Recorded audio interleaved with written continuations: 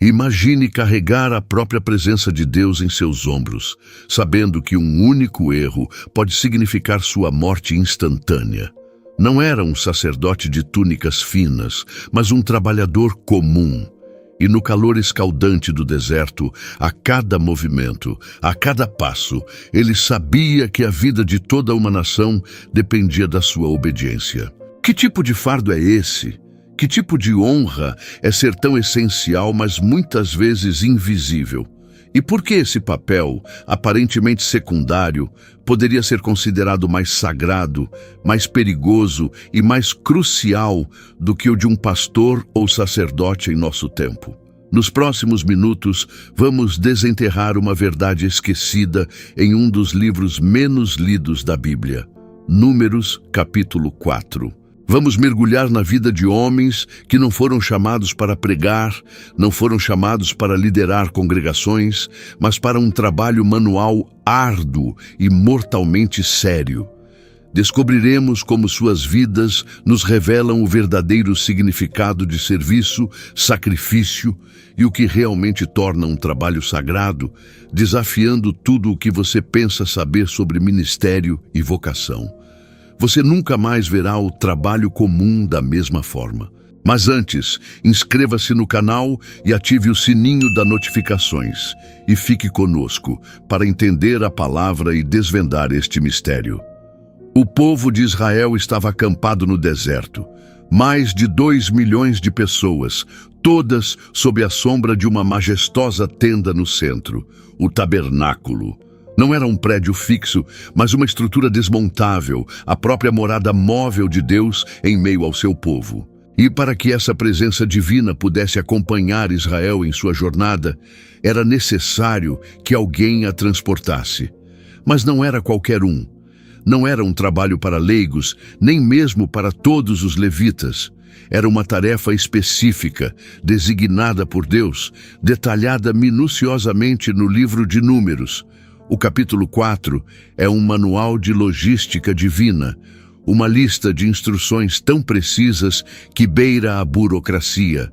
Mas por trás de cada detalhe havia um propósito profundo e uma santidade avassaladora. Os levitas, a tribo separada para o serviço do tabernáculo, foram divididos em 3 famílias principais: os gersonitas, os meraritas e os coatitas.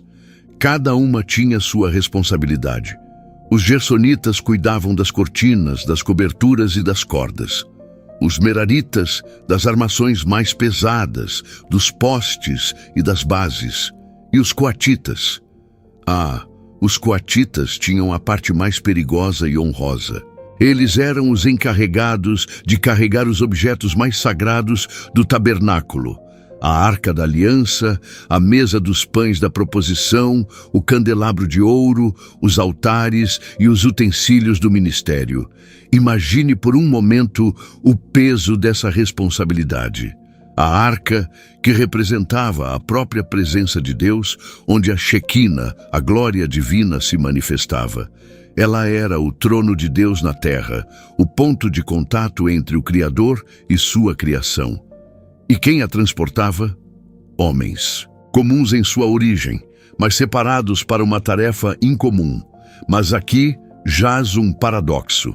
Apesar de sua importância, havia uma proibição estrita e mortal. Eles não podiam tocar nos objetos sagrados diretamente. Antes do transporte, os sacerdotes, filhos de Arão, precisavam entrar no Santo dos Santos e Santo Lugar para cobrir cada item com uma série de véus e peles, transformando-os em cargas transportáveis. Só então, os coatitas podiam chegar e colocar as varas de transporte nos anéis de cada objeto, carregando-os nos ombros.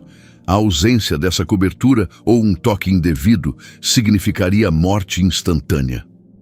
Você se lembra da história de Uzá, muito mais tarde, quando a arca estava sendo transportada de volta a Jerusalém? Ele estendeu a mão para firmá-la quando os bois tropeçaram e foi fulminado por Deus. Aquela era uma lição terrível, gravada no imaginário de Israel, sobre o perigo da santidade e a necessidade da obediência exata às instruções divinas. Os coatitas viviam com essa realidade a cada dia de transporte. Cada corda que amarravam, cada passo que davam, era uma questão de vida ou morte, não só para eles, mas para a santidade de todo o acampamento. O que fazia o trabalho deles, na visão divina, tão perigosamente sagrado? E o que isso nos diz sobre o serviço que prestamos hoje? A burocracia divina, como alguns a chamam, em Números 4, revela um sistema de organização meticuloso que garantia que a santidade fosse preservada e que cada aspecto do serviço fosse cumprido com precisão. Os levitas, diferentemente dos sacerdotes que serviam no altar e ofereciam sacrifícios, tinham uma contagem específica para o trabalho de transporte. Não era qualquer levita, nem em qualquer idade. Apenas os homens entre 30 e 50 anos de idade eram elegíveis para esse serviço extenuante e perigoso. Eles eram contados nominalmente, um por um, para assegurar que o número exato de homens para cada tarefa fosse conhecido e que ninguém ficasse de fora ou se aventurasse onde não deveria. Para os coatitas, responsáveis pelos objetos mais sagrados, era uma contagem ainda mais rigorosa. Cada item tinha seu peso físico e, mais ainda, seu peso espiritual. A arca da aliança, o candelabro de ouro maciço, a mesa dos pães, tudo isso era carregado nos ombros. Não em carros, não por animais, mas por homens. Imagine o suor escorrendo pelo rosto, a poeira do deserto grudando na pele, o sol causticante e a mente constantemente alerta para não cometer um erro fatal. Não havia espaço para distrações, para brincadeiras, para um momento de descuido. Por que essa idade entre 30 e 50? Não seria coincidência que essa é a fase da vida em que a força física está no auge, aliada à maturidade da experiência e à capacidade de discernimento. Um jovem talvez não tivesse a sabedoria para lidar com tal responsabilidade. Um idoso talvez não tivesse a força para carregar o peso. Era um trabalho que exigia plenitude de vigor e de espírito. E cada família levita tinha sua carga exata. Os gersonitas, com suas cortinas e véus, tinham 2 carros e 4 bois. Os meraritas, com as armações pesadas, tinham 4 carros e 8 bois. Mas os coatitas, que carregavam os objetos mais sagrados, eles não tinham carros, não tinham bois. A carga da presença de Deus era inteiramente sobre seus ombros. Você consegue se imaginar nesse cenário? Seria você um dos que se voluntariava para um trabalho onde a glória de Deus podia literalmente te consumir se você falhasse? É um contraste emocional intenso. Por um lado, uma honra sem precedentes, estar tão próximo do que era considerado a manifestação mais tangível de Deus na terra. Por outro lado, um temor paralisante, sabendo que a desobediência não seria perdoada. Não era um ministério de púlpito, de visibilidade. Era um ministério de serviço pesado, de obediência silenciosa, de suor e sacrifício físico. Mas era, sem dúvida, um ministério de santidade inquestionável, pois lidava diretamente com a essência da adoração de Israel. O que essa especificidade e esse risco nos ensinam sobre a natureza do serviço, que é verdadeiramente valioso aos olhos de Deus? E será que estamos prontos para aceitar que o trabalho mais sagrado nem sempre é o mais visível ou o mais aplaudido? Em nossa sociedade moderna, e infelizmente até mesmo dentro de muitas comunidades de fé, há uma hierarquia implícita de valor. Os pastores, os líderes de louvor, os pregadores carismáticos, estes são frequentemente os que recebem os holofotes, o reconhecimento público. Suas vozes são ouvidas, suas mensagens são aplaudidas e suas túnicas, figurativamente falando, são muitas vezes as mais finas. Mas e quanto aos coatitas dos nossos dias? Aqueles que carregam o peso, fazem o trabalho árduo e invisível, que garantem que a presença de Deus possa se mover e se manifestar. Aqui reside um plot twist, uma revelação que pode mudar sua perspectiva. O trabalho dos coatitas era, em muitos aspectos, mais perigoso, mais fisicamente exigente e, sim, mais sagrado do que o dos próprios sacerdotes, quando se tratava do transporte do tabernáculo. Os sacerdotes tinham o privilégio de entrar no santo lugar, de realizar os rituais, de vestir as vestes santas, mas eram os coatitas que garantiam a mobilidade da presença de Deus. Sem eles, o tabernáculo estaria enraizado. Sem eles, Israel não poderia avançar na sua jornada. Eles eram a ponte viva entre o Deus imóvel e o povo em movimento. Pense nisso. Um sacerdote, em sua rotina, tinha as instruções claras para os sacrifícios e rituais. Era um trabalho de fé e obediência, mas as falhas geralmente recaíam sobre a oferta, sobre o pecado, não necessariamente sobre a manipulação direta do objeto que era a própria morada de Deus. Os coatitas, por outro lado, tinham a morte iminente à espreita a cada passo se uma cobertura caísse ou se um dedo imprudente tocasse o que era proibido. A glória de Deus se manifestava na arca e eles a carregavam. A santidade que os sacerdotes mediavam no altar, os coatitas a transportavam literalmente. Essa dinâmica nos convida a refletir sobre a valorização que damos aos diferentes ministérios na igreja de hoje. Quantas vezes o trabalho da equipe de limpeza, que prepara o ambiente para o culto, é visto como menos importante do que o sermão que será pregado? Ou o trabalho do voluntário que cuida das crianças, permitindo que os pais adorem em paz? Ou o zelador que mantém o edifício, ou a pessoa que organiza a agenda, ou o voluntário que serve café? São os coatitas modernos.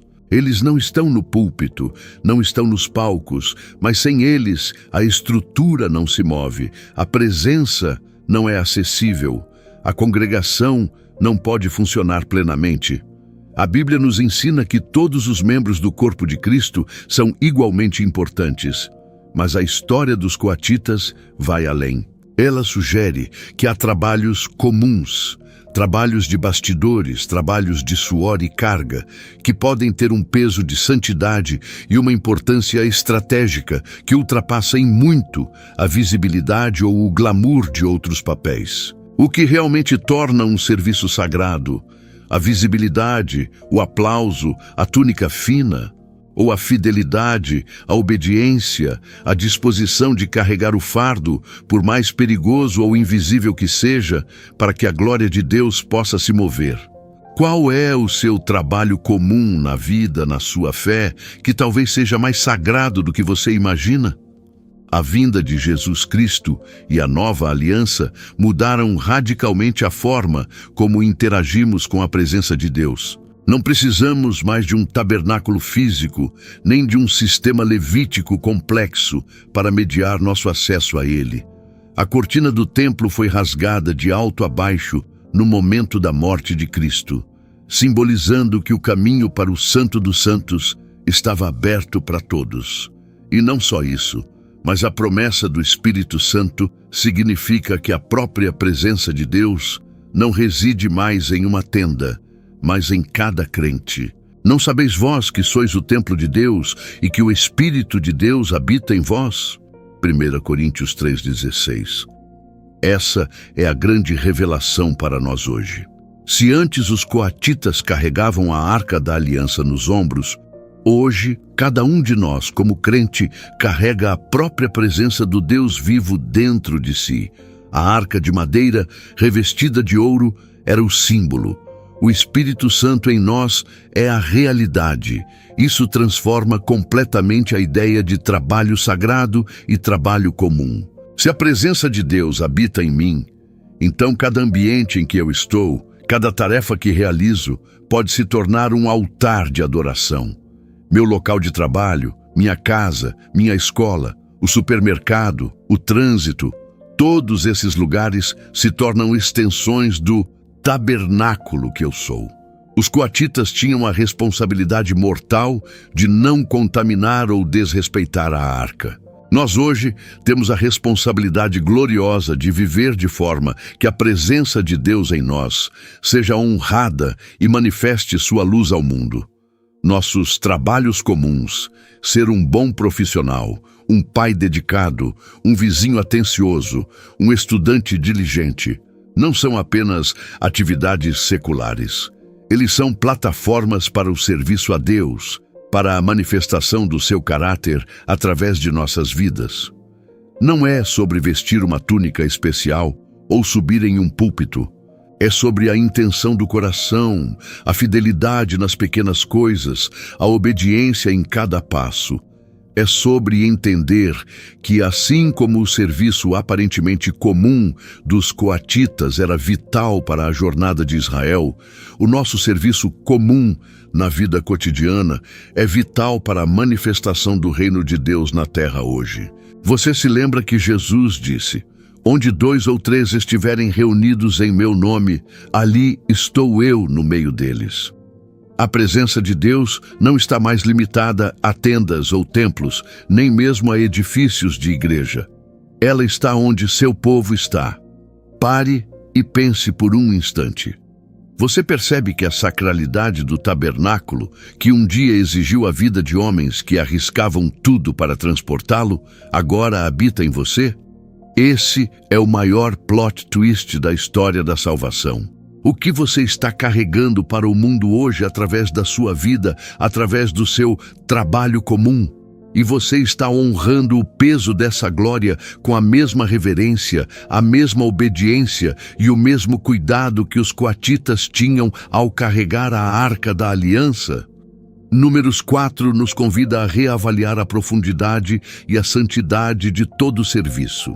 Ele nos ensina que o verdadeiro ministério não se mede pela visibilidade ou pelo prestígio, mas pela fidelidade e pela obediência àquilo que Deus nos chama a carregar.